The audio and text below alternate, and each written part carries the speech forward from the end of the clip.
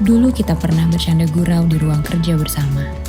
Tapi sekarang, kita bayar rindu lewat podcast dulu ya. Welcome to Workplay Podcast.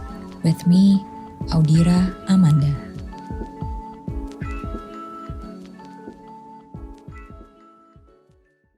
Halo teman Workplay, apa kabar? Hari ini aku mau ngobrol sama Bumil.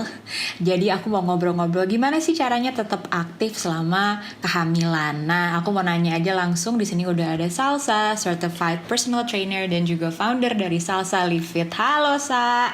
Halo Di, apa kabar? Baik. Kamu gimana? Udah berapa weeks nih? Sekarang masuk 7 bulan 28 weeks. Wah, lancar-lancar, sehat-sehat ya. Semoga amin.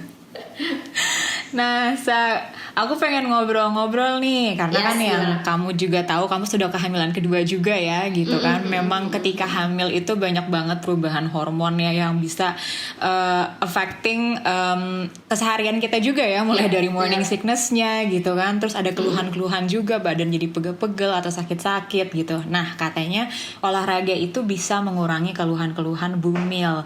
Nah, tapi sebenarnya gimana sih olahraga yang aman? Terus gimana sih caranya kita untuk menghindari cedera? Nah, sebelumnya aku mau nanya dulu nih Sa, sebenarnya tuh mulai berapa week sih amannya gitu ya para Bumil ini mulai berolahraga? Oke, jadi sebenarnya bisa dari awal kehamilan dengan kondisi kehamilan tersebut ya. Jadi misalnya nih kita ketahuan udah dari 4 weeks atau 5 weeks biasanya kan awal-awal. Nah, sebenarnya tuh olahraga masih bisa asalkan langsung switchnya langsung ke olahraga hamil, tapi tetap harus tanya ke dokter kandungan atau provider yang menangani bahwa kita masih dikasih boleh nih olahraga. Nah, kadang-kadang beberapa provider atau dokter kandungan tuh nggak ngerti olahraganya apa, takutnya kan yang mereka pikir waduh olahraganya yang susah-susah atau yang gimana gitu. Kita harus jelasin kayak gini loh dok olahraganya, atau paling gampang kasih lihat aja videonya kayak gini loh dok olahraganya, ini memang khusus ibu hamil segala macam. Jadi itu bisa lebih jelas karena ini yang sering ditanya juga ke aku, dan menurutku lebih jelas kayak gitu, dan kitanya clear, dokter juga clear gitu, jadi sama-sama enak gitu. Dan jangan lupa pilih olahraga yang aman, yang low impact.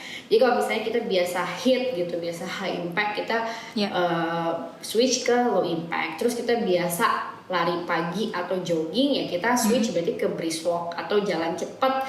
Jadi kita harus langsung switch ke low impact. Tapi sebenarnya balik lagi ke dokter gitu, harus tanya lagi ke ke provider atau ke dokter kandungan masing-masing gitu. Dan satu lagi pesan aku, lebih baik langsung ikutin kalau misalnya di YouTube atau ikut kelas, langsung ikut kelas ibu hamil aja, karena biar kita nggak kebanyakan mikir harus modifikasi kayak gimana sih gerakan ini kayak gitu. Oke, jadi olahraga yang aman yang bisa Bumil pilih itu adalah kalau misalnya kita biasanya olahraganya yang heboh-heboh ya, yang lumayan high interval, mungkin bisa pilih yang kayak low interval, atau biasanya lari, bisa mulai jalan cepat atau jalan pagi aja, tapi yang penting bergerak gitu ya Sa ya? Betul, yang penting tetap bergerak karena hamil itu kan bukan penyakit sebenarnya, justru kan anugerah. Jadi kita harus sebenarnya memanfaatkan kehamilan itu dengan sesuatu yang baik juga untuk tubuh, bukan berarti kita maksa ya. Kalau aku tuh selalu bilang kita usaha tapi bukan maksa gitu. Jadi kita juga harus tahu saat badan kita kayaknya emang gak bisa nih, emang lagi lemes banget, tapi saat karena kita sebenarnya bisa membedakan antara mager sama emang kita lagi gak bisa nih, lagi lemes banget gitu. Itu sebenarnya kita bisa membedain. Cuman kadang-kadang sebenarnya ini mager atau males sih segala macam. Nah, itu yang harus kita pelajari pelan-pelan. Tapi yang namanya ibu hamil pasti nalurinya akan bisa kok ngebedain itu. Yes, betul banget. Nah, aku mau nanya ini Sa, buat ibu-ibu yang mungkin punya keluhan morning sickness gitu ya. Nah, itu sebenarnya gimana sih, bisa nggak sih tetap olahraga, atau apakah olahraga bisa membantu mengurangi adanya morning sickness? Oke, sebenarnya aku 2 hamil ini, kalau boleh cerita 2 hamil ini tuh aku selalu bukan morning sickness aja ya, kayaknya ada morning, ada evening, ada afternoon, pokoknya macam-macam sickness gitu. Dan aku tipe yang sampai muntah, bukannya cuma mual doang pusing, tapi aku bisa sampai muntah, sampai migrain. Nah, di kehamilan kedua ini menurut aku lebih lebih apa ya, lebih intens lah si sickness-nya ini. Mungkin karena mungkin aku punya toddler, jadi aku harus masih ngurusin toddler dan aku juga lagi hamil gitu. Nah, apakah olahraga dapat membantu si morning sickness atau afternoon atau evening? Itu sangat bisa membantu karena dengan kita berolahraga, aliran darah kita tuh lancar. Aliran darah kita lancar, dia bisa menekan walaupun misalnya ya muntah ya tetap muntah gitu, atau ya kita rasanya nggak enak tetap gak enak, tapi setidaknya kita berusaha untuk memperlancar aliran darah, akhirnya biar kita nggak makin parah tuh ya bener-bener lemes doang. Terus akhirnya ujung-ujungnya beralasan dengan ya udah deh makan apa aja yang penting masuk, padahal kan yang bukan masalah yang penting masuk, tapi yang harus kita jadi utama adalah yang penting nutrisinya yang baik untuk kita dan baik kita ya. Aku bukan bilang ibu hamil gak boleh makan ini dong, nggak boleh banget, tapi tetap harus yang jadi pikiran pertama kita adalah apakah ini bermanfaat untuk ibu dan untuk bayi di dalam kandungan gitu. Dan itu yang harus selalu diperhatikan karena kadang-kadang yang namanya morning sickness atau sickness ini tuh suka ya udah deh yang penting kayak gini aja, ya udah tiduran aja, padahal usahain misalnya stretching sebentar, kan kita pasti ngerti kan stretching kanan kiri apa segala macam, atau ikut yoga hamil atau senam hamil yang sangat mudah, itu sebenarnya bisa sangat membantu kita nggak terlalu makin parah dengan si sickness ini. Oke, jadi tetap bisa ya, walaupun mungkin kalau memang badannya lagi nggak bisa kompromi, at least stretching aja dulu, biar kamu nggak tiduran terus gitu ya. Biar nggak tiduran terus, stretching di kasur bisa banget, stretching sambil duduk, sambil ya udah kita sambil nahan mual segala macam, itu bisa banget. Jadi sebenarnya masih sangat bisa melakukan aktivitas fisik walaupun itu kesannya nggak yang, kan orang suka berpikir olahraga tuh harus sampai keringetan, padahal nggak segitunya gitu. Padahal stretching itu bisa jadi salah satu bagian aktivitas fisik. Oke, nah aku punya pertanyaan juga nih Sa, untuk beberapa ibu-ibu gitu ya, termasuk mungkin aku juga gitu, karena aku bukan tipe yang rajin olahraga, maaf jangan diikutin ya. Jadi nah, kalau misalnya lagi hamil gitu ya, ada nggak sih hal-hal yang perlu kita hindarin gitu ya, supaya kita tuh nggak cedera, karena badannya tuh nggak biasa olahraga gitu, Sa? Oke, pertanyaan bagus banget. Sebenarnya caranya gimana adalah misalnya nih kayak Audi nggak biasa olahraga atau ibu-ibu lain, sebenarnya caranya adalah ikut olahraga yang memang khusus untuk ibu hamil. Itu udah paling gampang, karena kita nggak usah mikir lagi ini gimana modifikasinya, ini gimana caranya, ini ini gerakannya gimana, ini gimana, dan kalau bisa itu ikut yang memang virtual kayak gini. Jadi bisa misalnya nih aku trainernya, terus aku ngeliatin Audi, jadi aku tahu Audi gerakannya mungkin kayak gini, formnya kurang tepat, ini kurang tepat.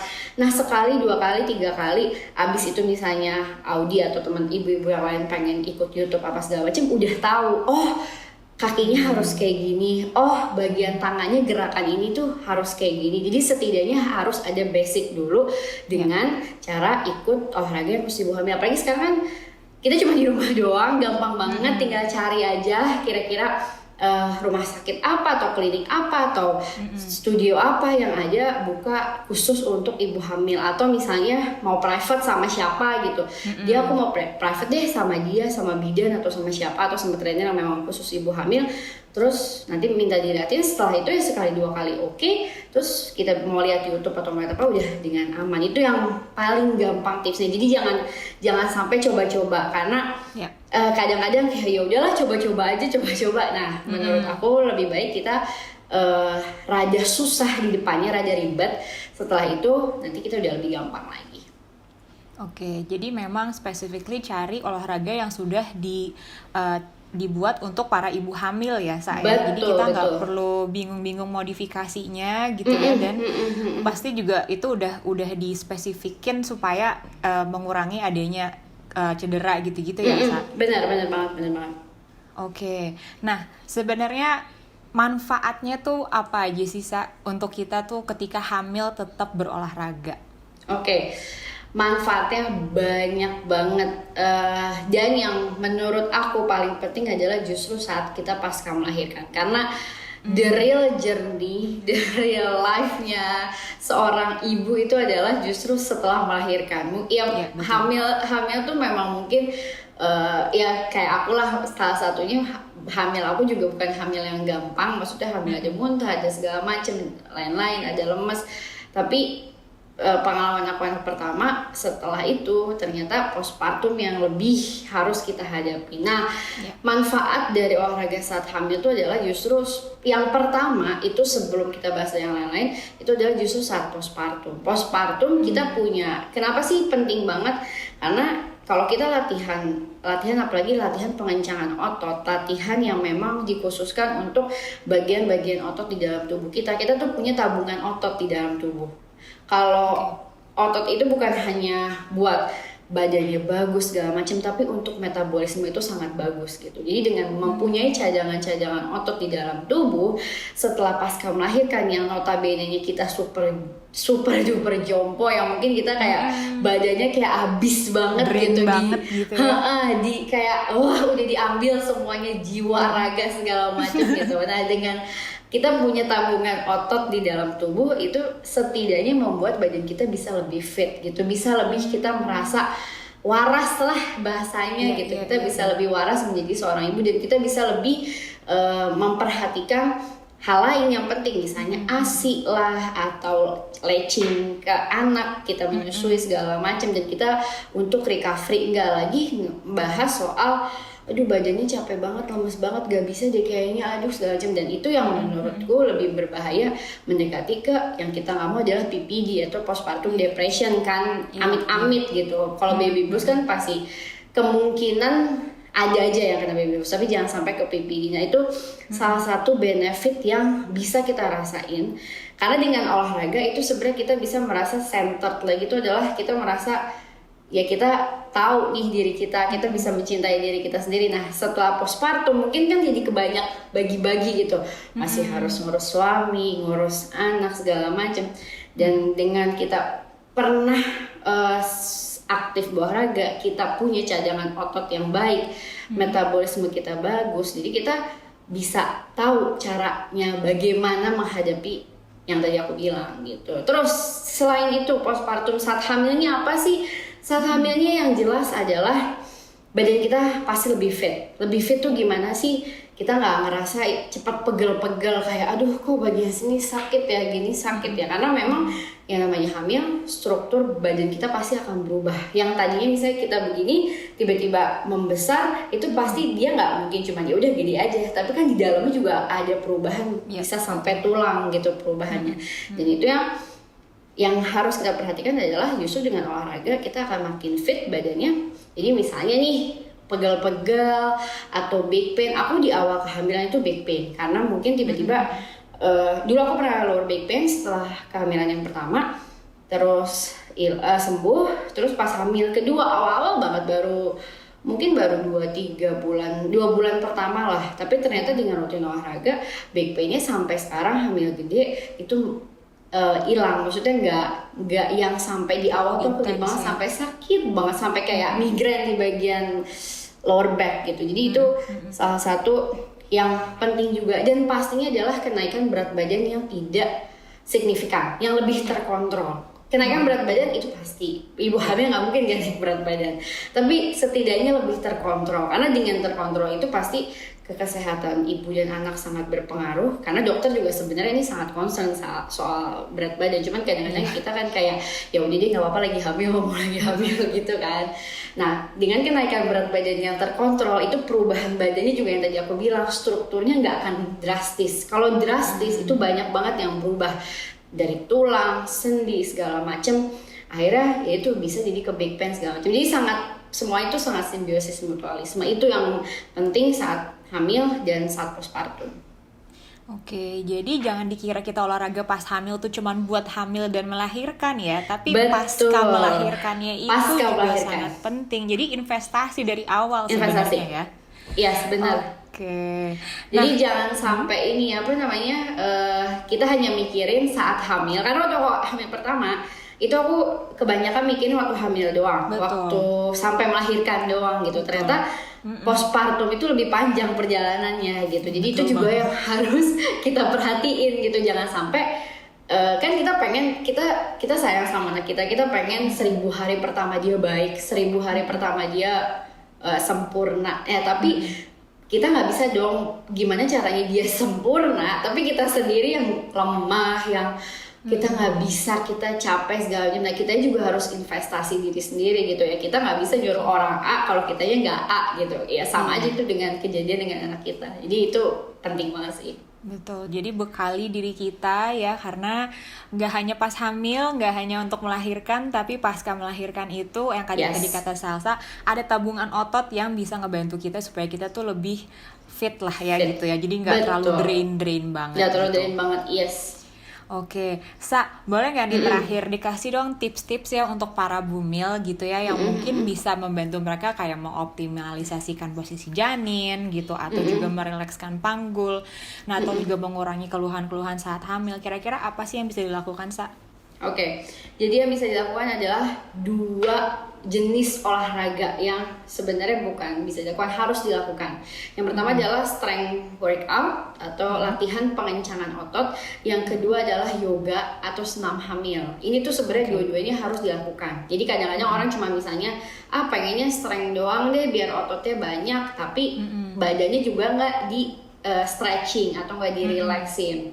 Terus pengen yoga doang deh biar badannya lebih relax, lebih apa, tapi lupa kalau kita tuh punya otot yang harus tetap dilatih gitu. Jadi ini dua-duanya harus kita lakukan karena dua-duanya sangat berpengaruh ke posisi janin, merelakskan panggul, dan juga mengurangi keluhan saat hamil gitu.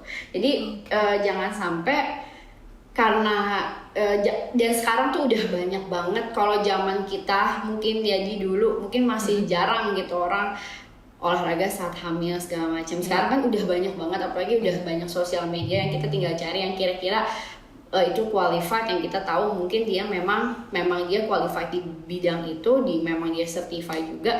Kita bisa lihat kayak gini olahraganya, kayak gini. Atau kita sekarang bisa ikut online class yang di mana aja, kita cuma di rumah buka laptop atau bahkan pakai handphone gitu, udah gampang banget gitu, nggak usah kita pergi lagi keluar gitu.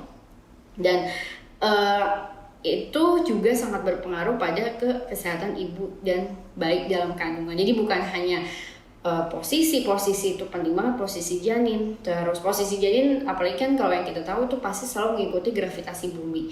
Jadi bayangin kalau kita cuma tiduran, ya bayi juga mungkin gak bisa mengikuti gravitasi bumi. Tapi kalau kita ada pergerakan, apalagi ada olahraga yang sudah jelas, misalnya suka ada yang tanya juga nih sama aku kayak gini, tapi bisa gak sih aku ini hamil anak ketiga atau keempat, aku udah beres-beres rumah, itu kan termasuk olahraga?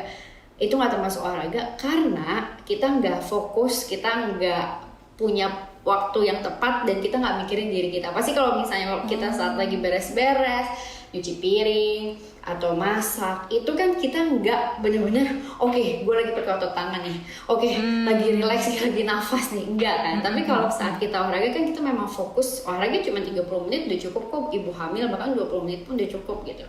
Kita tapi berfokus, ini cara nafas yang baik, nanti kalau misalnya saat kontraksi datang ini caranya ini ternyata untuk memperkuat bagian paha kita, dan ini bagus untuk saat kita persiapan melahirkan, kayak gitu-gitu. Jadi itu yang juga perlu